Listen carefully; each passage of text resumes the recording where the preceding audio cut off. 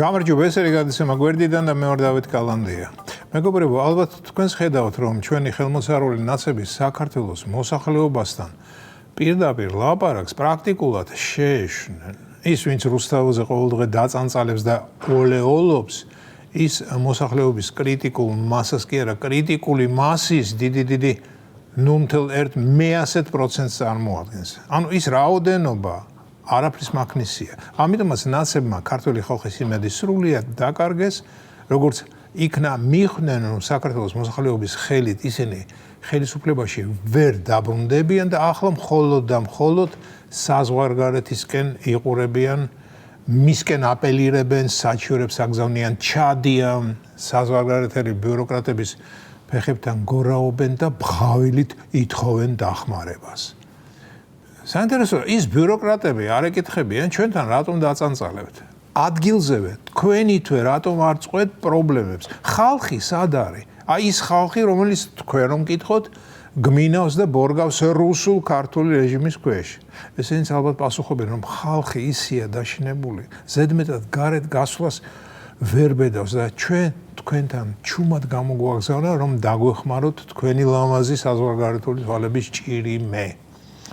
აბა ნაცები ხომ არ აღიარებენ საზღვარგარეთელებთან, რომ აქ საკუთარ მოსახლეობასთან ვერაფერს გახდნენ, რომ აქ უკვე დიდი ხანია წაგებული აქვთ, რომ ხალხი მათ მხარეზე არ დადგა. დიახ, ნაცებმა მშვენივრად იციან, რომ არჩევნები მათ პირწმინდად წააგეს და ყველა ეს გაჟონვა, მაჟონვა, გაყალბება, მაყალბება, კარუსელი, მარუსელი არის სრული აფერიზმი.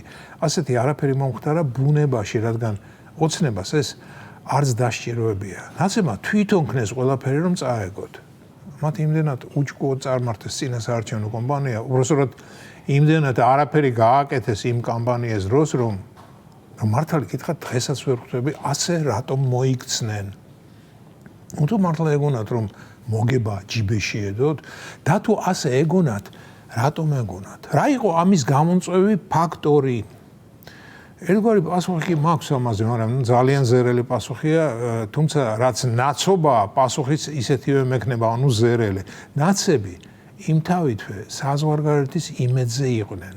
დიახ, რატომაც ეგონათ, რომ ის წინასაარჩევნო მიტინგობია, რაც მათ მოაწყვეს და რომელზეც რამდენიმე დასავლელი გამოჩერჩეტებული ევროჩინოსანი ჩამოაბრძანეს, მათ წისქვილზე მაცოცხლებელ წყალს დაასხამდა.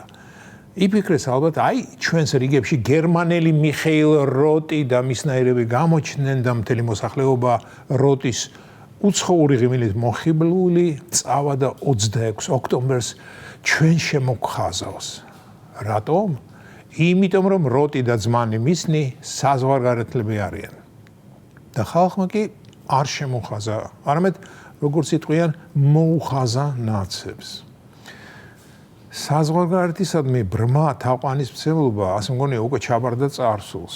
პირადად ჩემთვის ის, რომ საზღვარგარეთი 64 არაა და საზღვარგარეთელები სრულიად ბრძენი და სამართლიანი ანგელოზები არ არიან, უკვე იმის შემდეგ გახდა ნათელი, რაც მე საზღვარგარეთ დავიწყე სიარული და პირადად დავრწმუნდი, რომ კაპიტალიზმი ახლოდან გაცილებით უფრო უშნო ყოფილა ვიდრე შორიდან და ის, რაც კომუნისტები საზღვარგარეთზე ყვებოდნენ, თურმე უმეტესილად მართალი ყოფილა. ანუ სრული განხიბლვა დამემართა. ეს იმას არ ნიშნავს, რომ დასავლური კულტურა გადამიყვარდა. არა რასაკვირველია. დასავლური კულტურა ისევე როგორც რუსული კულტურა, როგორც მიყვარდა, ისევე მიყვარს, მაგრამ დასავლური ბიუროკრატია არ მიყვარს. დასავლური ავტოკრატული, ამპარტავნული და იმპერატიული ბიუროკრატია ნამდვილად არ მიყვარს და არასდროს შევიყვარებ. ასეთი რამ საზღვარგარეთს ალბათ ყოველთვის ახასიათებდა. უბრალოდ ადრე ამას ვერ ხედავდი და როდესაც კომუნისტებისგან ეს მესმოდა, წინააღმდეგობრივი ფაქტორი ირთვებოდა ჩემში და საწინააღმდეგოს ვფიქრობდი. მეგობრებო, ადრე თუ გვიან ხომ უნდა დაიწყოს ჩვენი მოსახლეობის სრული გამოფხიზლება. აუცილებლად უნდა დაიწყოს. ჩვენი მოსახლეობა უნდა ხვდებოდეს, რომ საზღვარგარეთი ვინმეს თუ დაეხმარება, ისევ და ისევ მხოლოდ საკუთარ თავს. ჩვენ კი მათ საზარბაზნე ხორცის მასალად ჭირდებით. საბრალო უკრაინა ამის ნათელი მაგალითია. ასე რომ პოსტულატი საზღვარგარეთი დაგვეხმარება, ეს არის ხაფანგი ბრიყვთათვის.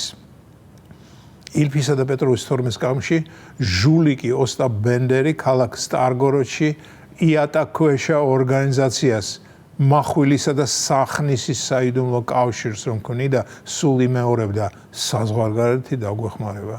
დიახ, ამას იმეორებდა და გულუბრყილო სტარგოროდელებს ფულს ძალავდა. ისინიც აძლევდნენ საზღვარგარეთის დახმარების იმედით. 100 წლის წინანდელი ლიტერატურული ამბავი დღეს ჩვენთან ცხადში მეორდება და ამიტომ მოდი ნუ დავემსგავსებით სტარგოროდელ გულუბრყილოებს. ეს იყო გადაცემა გვერდიდან და მე ვარ დავით კალანდია.